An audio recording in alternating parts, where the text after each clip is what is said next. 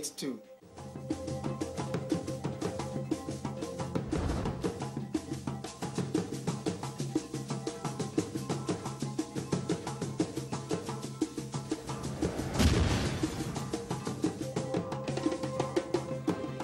Don't miss the debate by Nigerians and friends of Nigeria on issues surrounding Nigeria from around the world.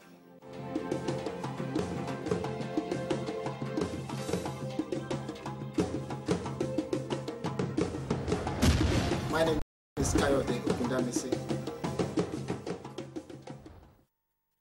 Hello viewers, good evening. It's your program Politics with KO. It's another Thursday and a lot is happening around the world. Tonight we're going to discuss, we're just staying home in Great Britain. I mean, of course we are diasporans, but we are based in our home country, more or less, yeah? We live here. So we should concern ourselves during this edition of this program about issues going on that's affecting UK, and terrorism is coming close home.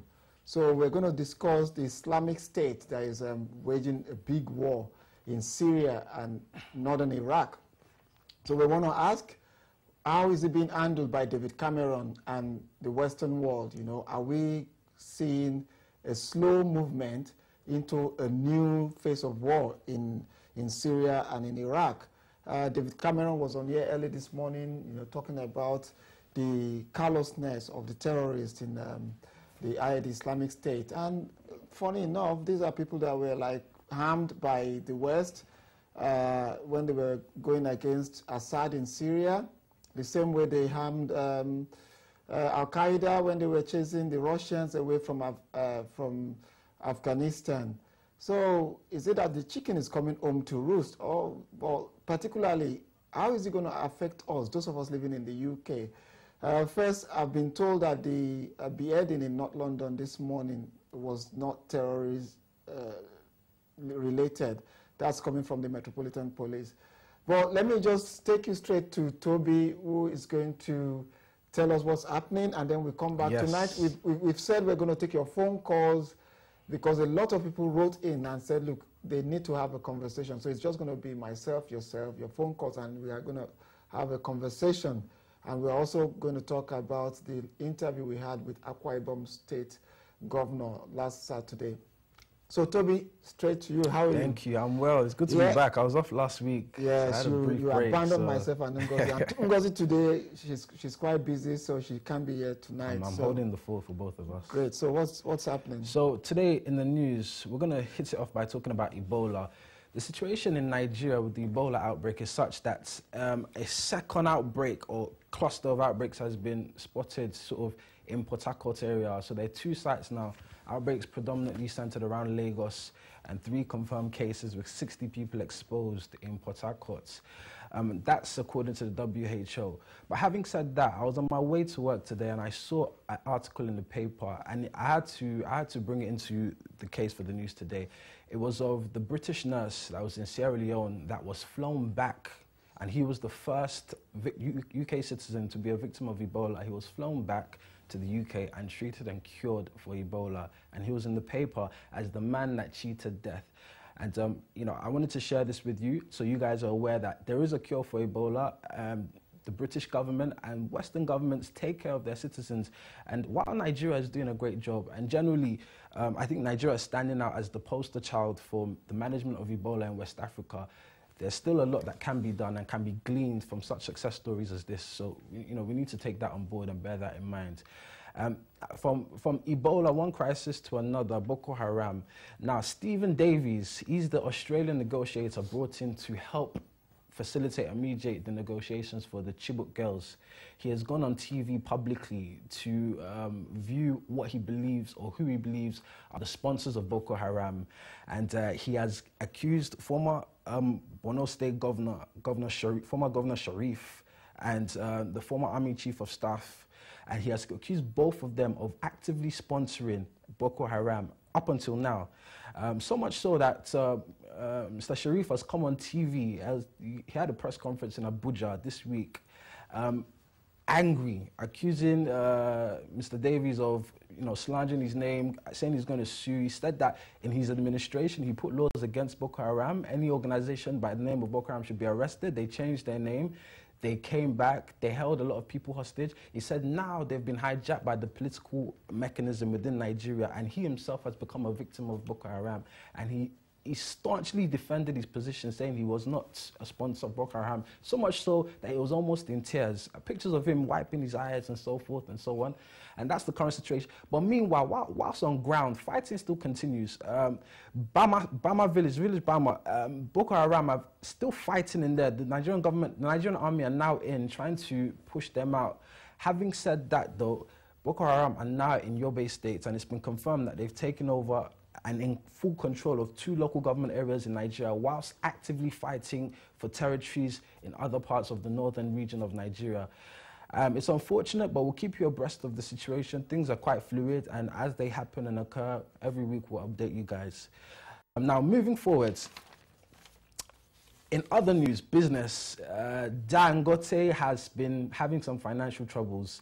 His brother, Sani Dangote, has been taken to high courts in Lagos, and accounts have been frozen.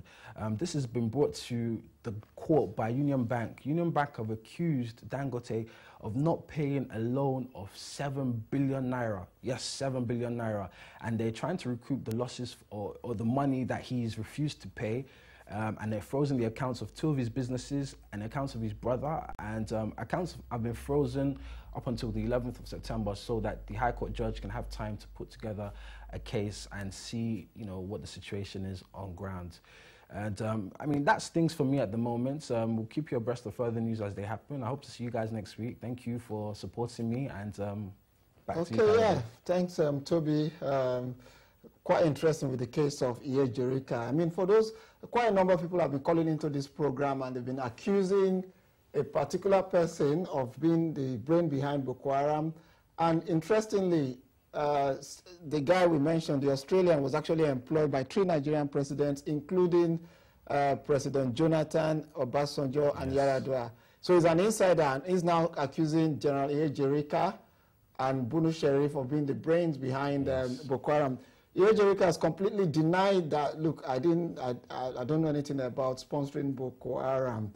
But the arguments are out there. What I keep saying to people is we need to come out with facts. Now, let's come back. Toby, thanks a lot for that. Let's come home to the United Kingdom.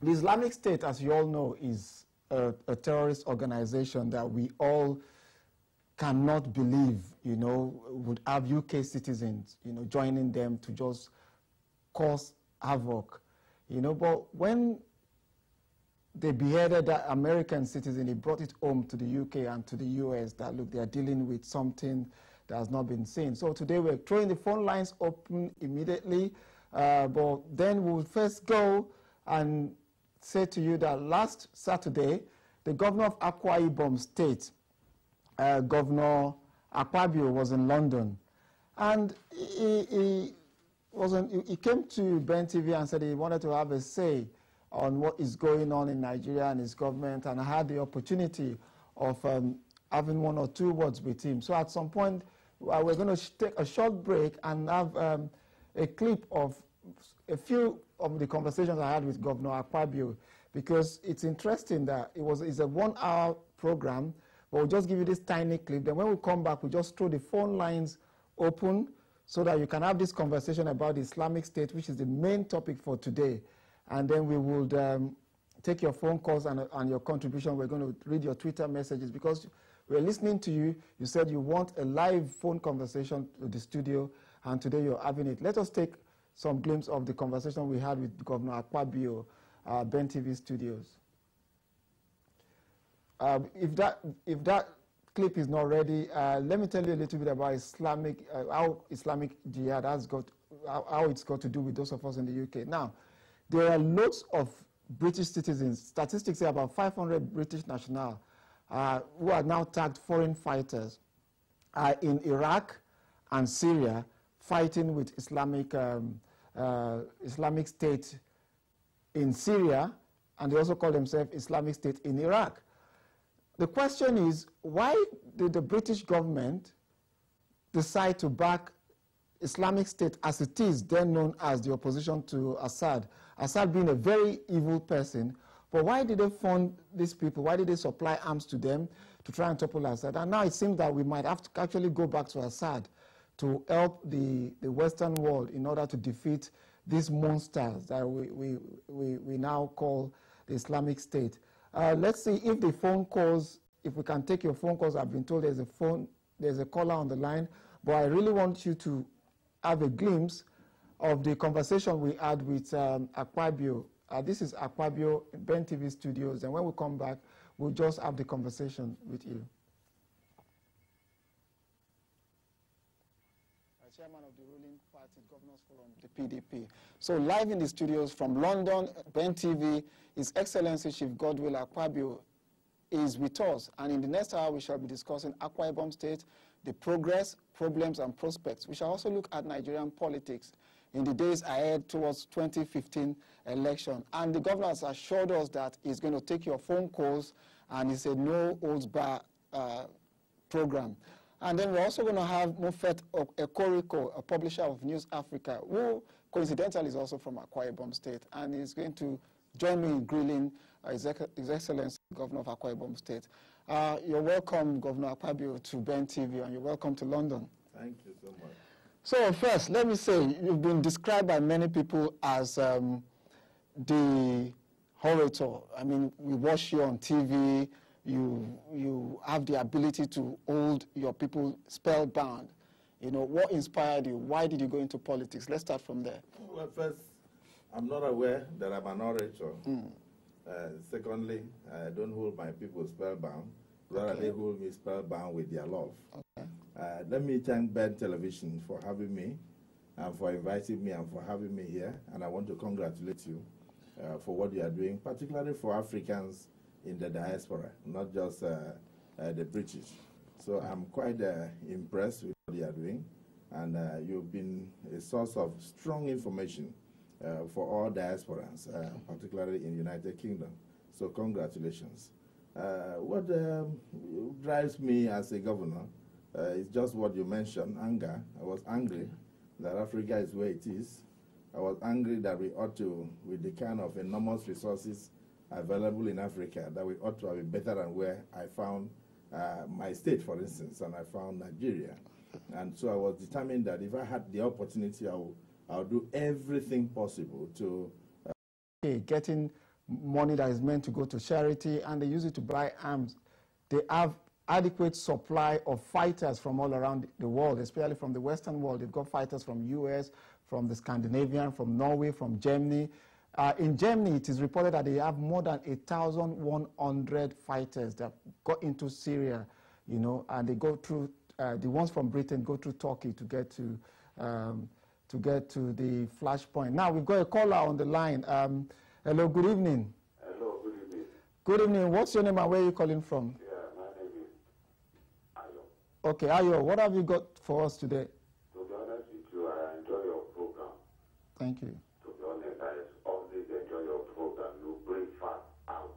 Thank you for that. Thanks. Regarding the main issue of today, in fact, what they created, what they planted, is what they are waiting at the moment. When you say they, who are you talking about? European, The Euro, yeah, and the Americans, yeah. How can you imagine let's say there is a protest in a country, and because the government is doing, maybe there is a mix-up of information, and we now decided to be arming the opposition. If such thing can be done in UK, how will UK be feeling? Let's assume the time there was a protest in England. Let's take it that Russia started supporting the people protesting. Yeah. How will UK feel? Like when we had the 1 million anti-war march protests, yeah. How are we going to feel? You see, it's good if they should pitch themselves before they pitch others. They planted it and they are now reaping it, and they are using it for their own good. And again, what is the use of United Nations? Imagine, Cameron was discussing today. They were asking that, how are you going to attack them in Syria? Yeah. He said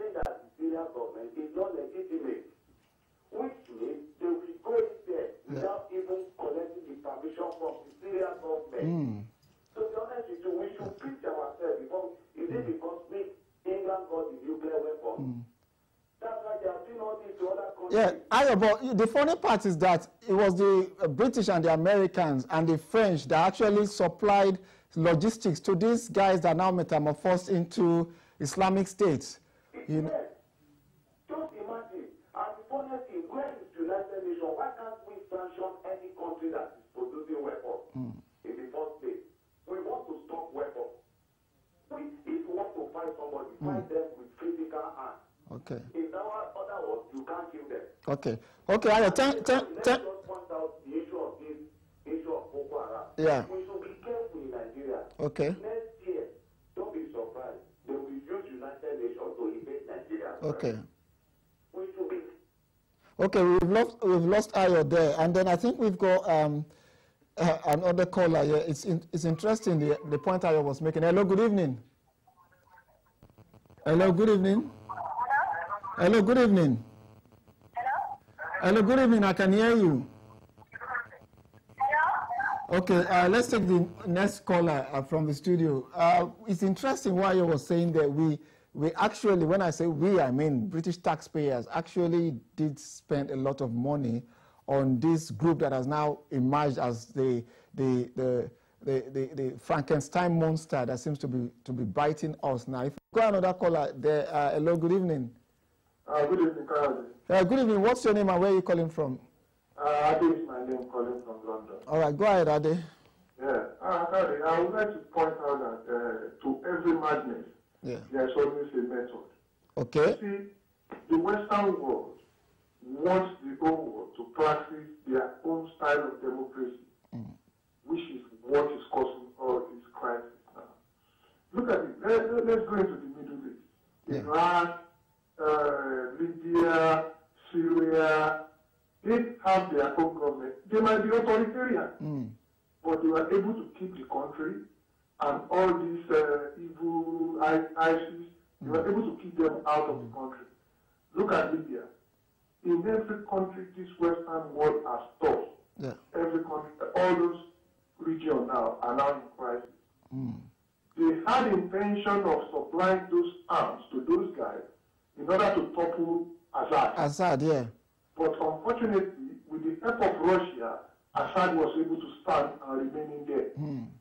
Now, where are they going to go now? They have to go back to Assad. The same Assad they want to topple. Yeah. They have to go back to him in order to be able to take. Okay, let me play the devil's advocate here. Do you think the world would have been better with Gaddafi still alive, with Saddam Hussein still alive, and with a strong Assad? The argument of the Western world would be these are evil guys that we need to get rid of. Well, they've been able to get rid of them.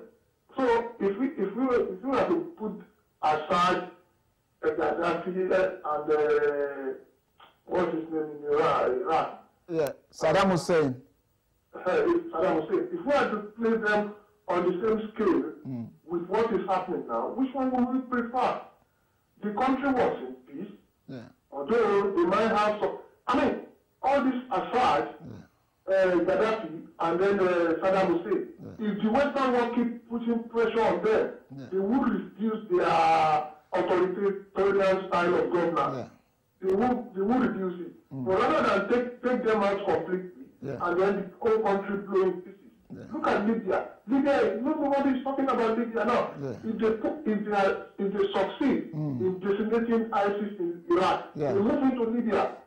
That is it. And we Nigeria, we should not sleep with both eyes closed.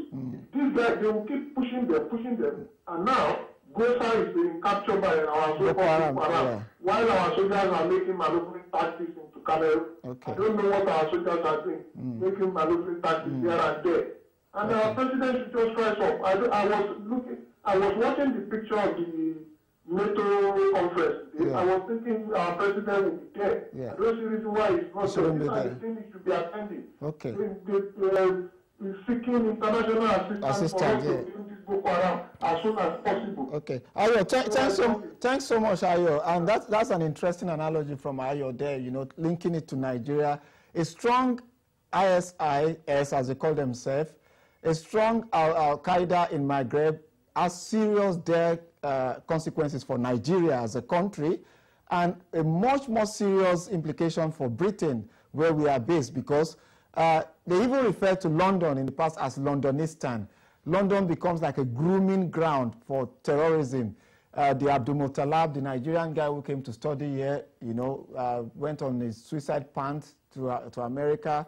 The two other guys who stabbed the soldier, Rigby, and a couple of British nationals, who are involved in this act.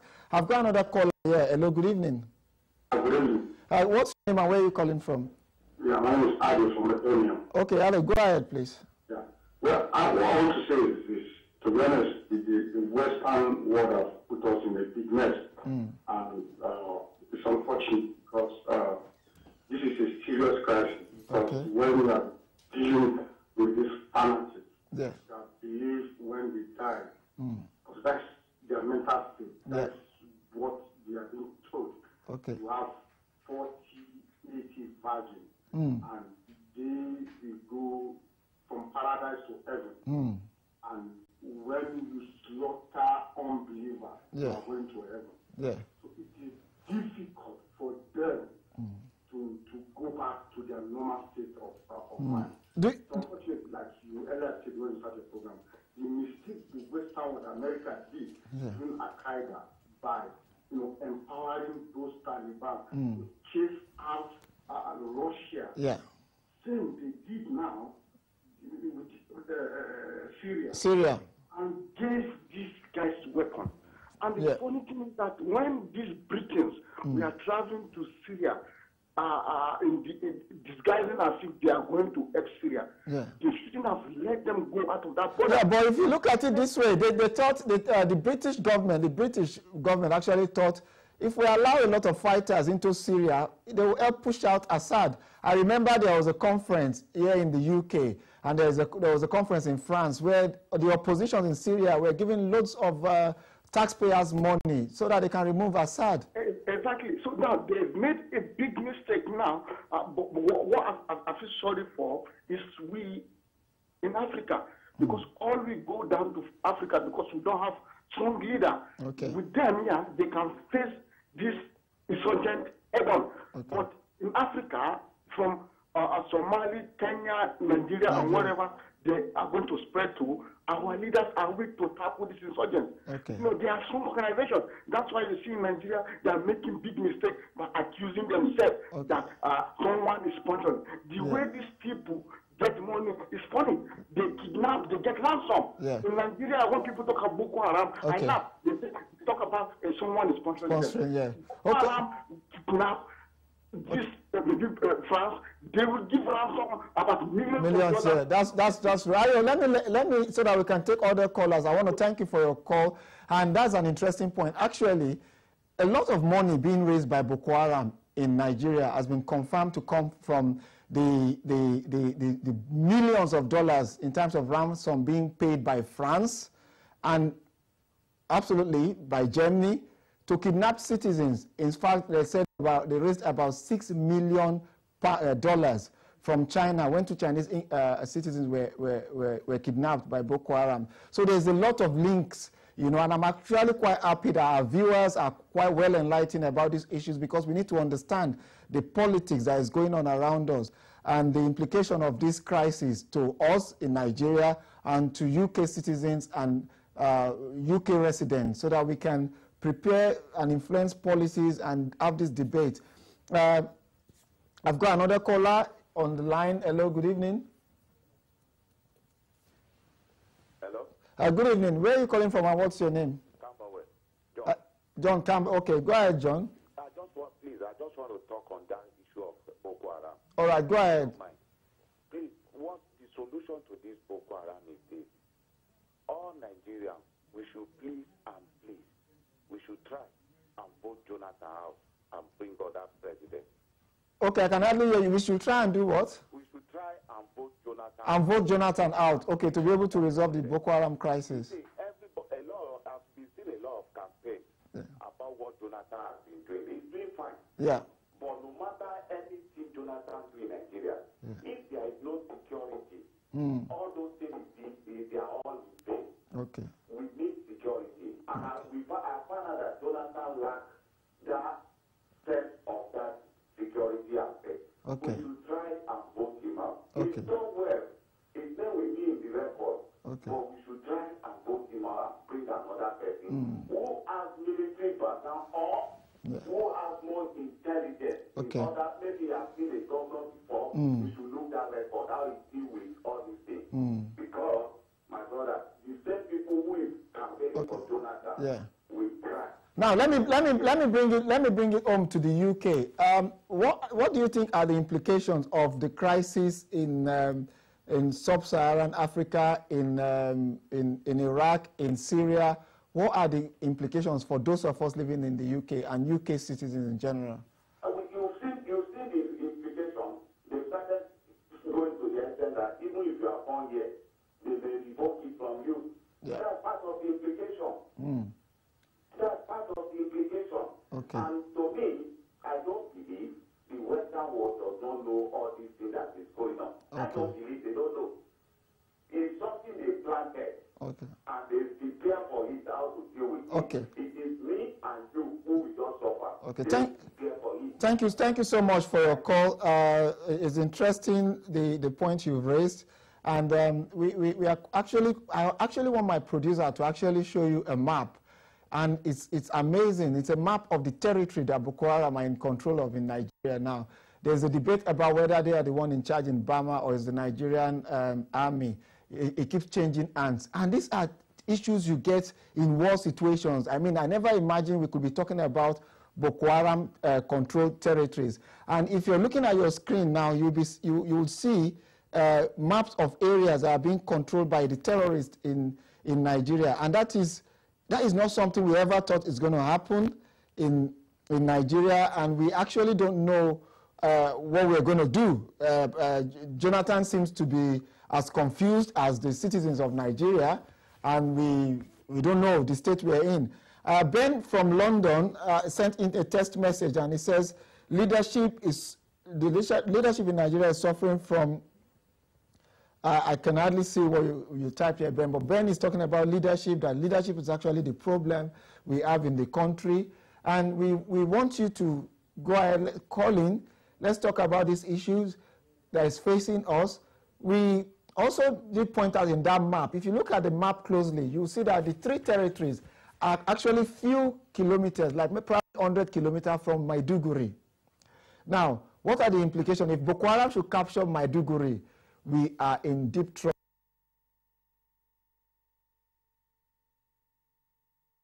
Hello, good evening.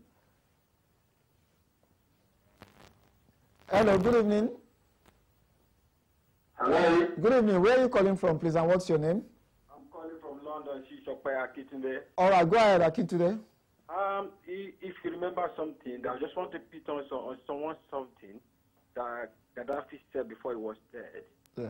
He said, "You people are sponsoring terrorists to come and get me killed." Okay, what was Gaddafi telling? Yeah, Gaddafi said okay. He was killed. So he was addressing the Western world, right? Yeah, he said, "You people are sponsoring terrorists to come and get me killed." Now the political and security experts, before he was killed, they said, "You are supplying ammunition to the terrorists." Yeah. What will happen if Gaddafi gets killed? What will happen to the ammunition supplied to Libya? Now, if I see what's happening in Libya, the same thing happening in Syria, the same thing is happening in Afghanistan. A lot of things. The world is now sitting on God's power. When we have leaders that are selfish enough to partly to consider their own selfish interest ahead of the interest of the others, that's what is happening now. That's only one solution to the problem. What's the solution? The solution is the world leaders, the America, the UK, to allow everyone to develop at their own pace. You cannot go and invade Libya, get Gaddafi killed, get people killed. If you look at London now, we have a lot of mosques there. Go to different communities.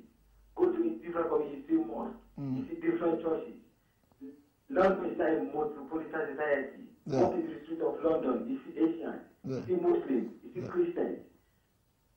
And these people are doing everything, what's really happening. Okay. So we need to give the peace a chance. Okay. On the note of giving a peace a chance, I want to thank you for your phone call because we've got other people on the line trying to call in. There's an interesting issue my last caller picked on. It's the arms that were left unmanned in Libya. A lot of the arms being used by Boko Haram, M15 land tanks, anti-mine tanks, shoulder-to-air rocket, and shoulder missile launcher, grenade launchers, were actually traced back to Libya. So when the anti-war movement were telling Obama and Cameron and then Tony Blair before him that, look, the war you're causing in Middle East would translate into North Africa and down to sub-Saharan Africa. Now we're finding situations whereby these arms are being used by terrorists in Niger, terrorists in Nigeria, more in Nigeria, that you see some of these weapons and you ask yourself, how did they get into the country? But apparently, a lot of these weapons crept into Nigeria after the fall of Tripoli, after the fall of Libya, because there were lots of people who were training in Libya who came back home to start their own franchise, and terrorism is more or less becoming like a franchise in the world now. So we need to seriously look at these issues. What can we do to stop the situation affecting where we live, the UK and Nigeria? I've got another caller on the line. Hello, good evening. Hello, Kennedy. Good evening. Where are you calling from and what's your name? I'm calling from Brighton. Okay. How are you? I'm fine. What's your name, please? My name is Thomas. All right, go ahead, Thomas. Okay, basically, I just looked at the map just showed now, showing the occupation of Boko Haram in Nigeria. Yes. Now, my question is, now, if that map can be shown and we can visibly see where these people are, it's better to believe that what are our Nigerian military doing? These are not serious. That is a legitimate question. You know, to also add to your argument, we've been told that the Americans identified Boko Haram, 3 locations for Boko Haram in the Sambisa forest, 3 different locations, and they identified their movement from one area to the other. The question you ask are legitimate. Our military seems to be not equipped enough to get them to the point where we are wandering into Cameroon. We can't even... I watched the video you showed last week when our Nigerian soldiers were running away from the Boko Haram into the mountain, ill-equipped. And I was thinking to myself, Nigeria, we used to be proud of our military armory, and we used to say, well, this is one of the strongest in the world. But now it has we'll just there once and for all fight this battle. Okay, thanks for that. I've got a Twitter message coming from @Abeyaro. It says, America, UK, and France sells weapons to the Middle East. Now it is coming back to bite everyone, including those of us in Africa. And there's another tweet which says that it's just a matter of time before we get these terrorists visiting the UK. God forbid, we had 7/7, and it wasn't an interesting atmosphere then. So, but we just hope that David Cameron and Obama and the other leaders who are meeting would have a way out. Another argument, again, is the fact that, look, these weapons are sold by manufacturers in America.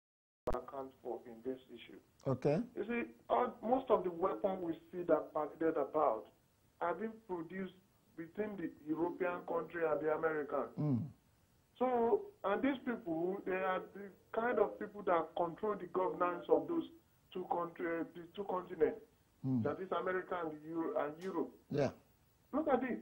Why the Israelis were bombing the Palestine just about last month, the British government are still sending arms to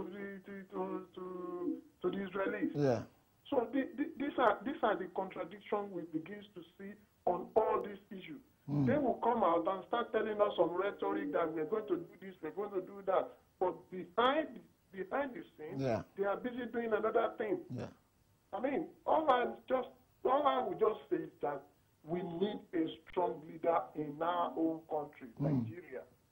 Because this bulk passing of APC is in control of Boko Haram, PDP is in control of Boko Haram. Yeah. It's not the issue. It's a complete waste of time, isn't it? At the end of the day, this thing will consume every one of us. Even the so-called government, it will consume everybody. Yeah. Thank you. Okay, thank you so much. Thanks for calling in. And for those of us who do not know, the Islamic State in Iraq and Syria is actually a coalition of fighters, jihadists, they call themselves, from all over the world. They have a perverted idea of what Islam should be. Their own version of Islam is to annihilate anyone who they tag as unbelievers. And their main intention is to impose a caliphate. Does that word sound familiar? A caliphate. Now, in our own Nigeria, Boko Haram has also introduced a caliphate. They have a republic of their own. They call the caliphate, Islamic caliphate, controlled by Boko Haram. So we could see the relationship between IS, Islamic State in Syria and Iraq, and Boko Haram that you have in Nigeria. Let me take this call. Hello, good evening. What's your name and where are you calling from? Good evening, my name is Abu Bakr. All right, go ahead, Abu Bakr. Yeah, what I want to say is this. The problem we are facing, we all know, as other callers have said, the Western world caused this problem. Now let's face the reality. Okay, tell me about the reality. The reality is this.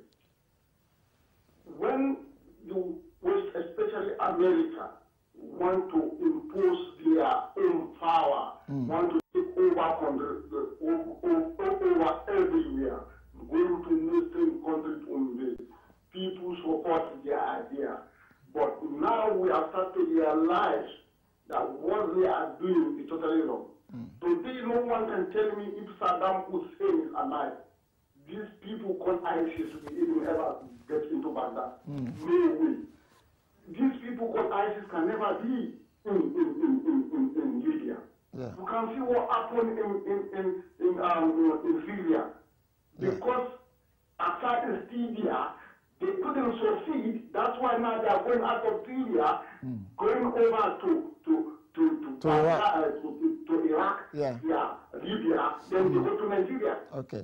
Unfortunately now, in Nigeria, we got a weak president. Okay, let me tell you this.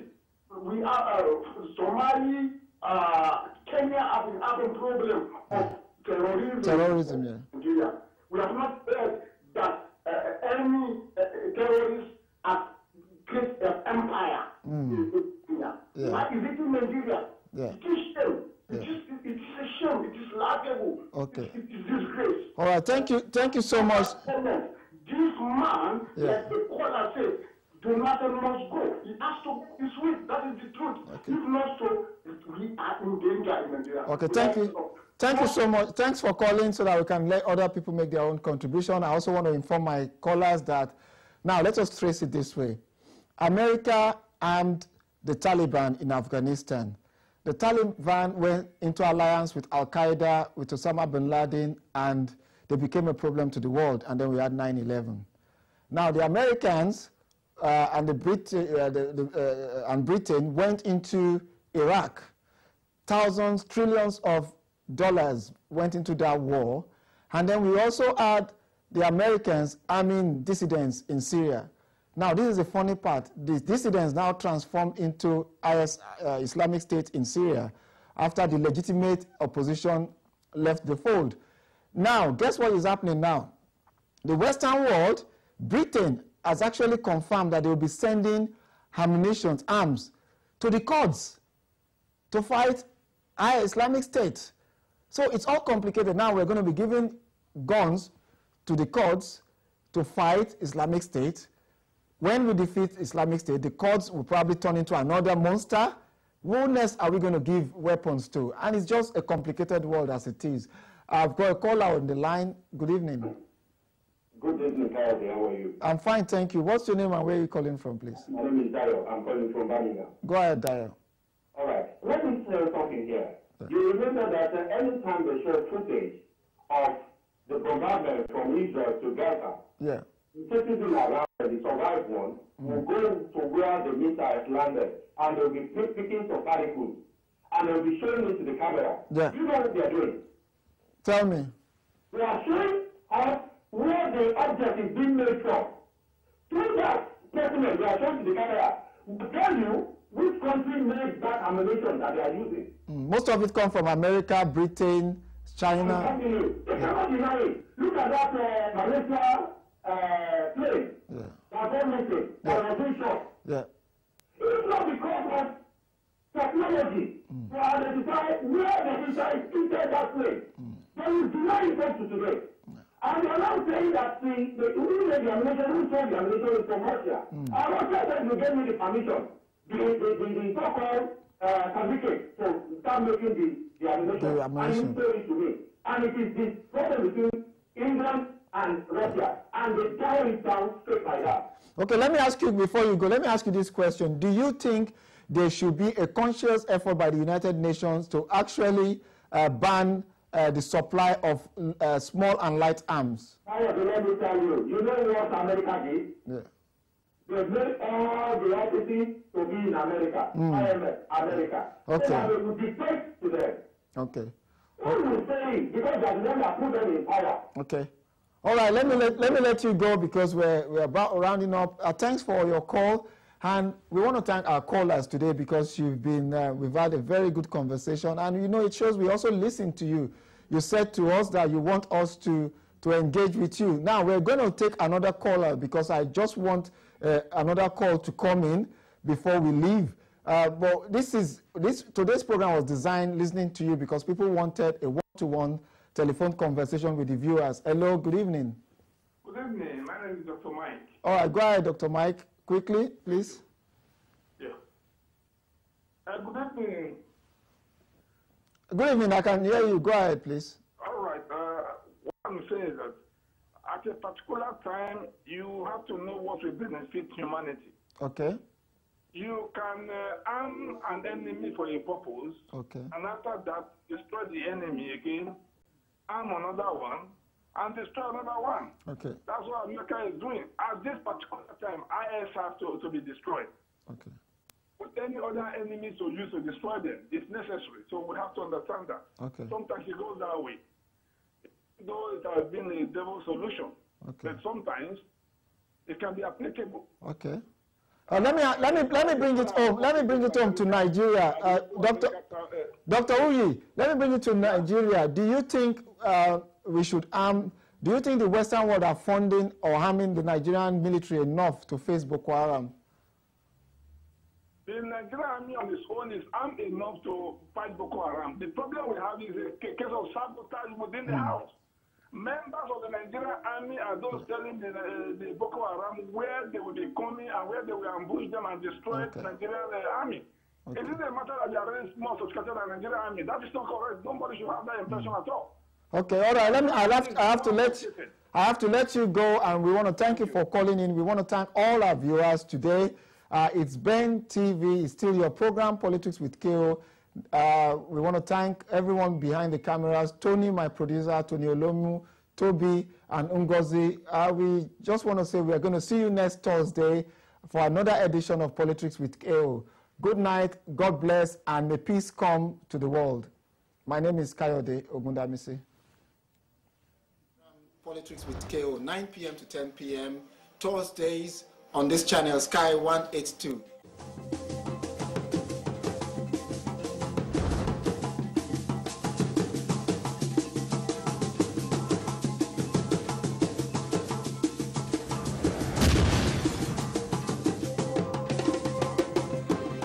Don't miss the debates by Nigerians and friends of Nigeria on issues surrounding Nigeria from around the world.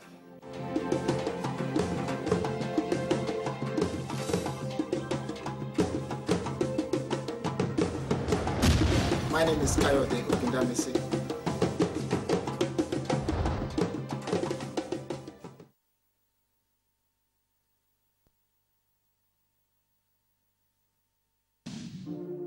Buy your Nigerian merchandise. www.nigeria100.com. Contact us on +44 0208 808 8800.